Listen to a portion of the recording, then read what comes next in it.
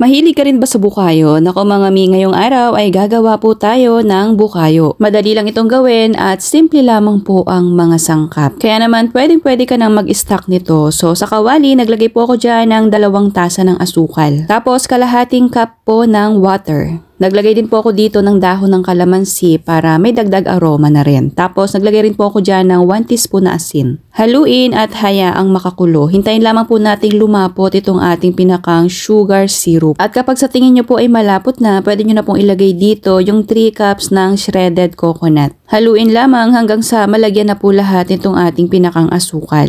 At hihintayin na lamang po natin itong kumapit dito sa ating pinakang buko. And syempre, lumapot po ng katulad po nito. Kapag napapansin nyo po na madikit na po yung asukal dun sa ating buko, ay pwede nyo na pong hanguin. So ayan, kapag ganito na, ay pwede na po kayong magtakal ng depende po sa laki na gusto po ninyo. Sa akin po ay gumamit ako dyan ng 1/3 cup po na panukat para magkakasinlaki po yung bukayo na magagawa ko. At hihintayin na lamang po natin yung lumamig para kumapit at tumigas na po yung ating pinakang asukal. At ayan na. After ilang minuto po, eto na po yung ating homemade bukayo. Masarap na panghimagas. Naku, napakadali lamang po nitong gawin. Serve and enjoy!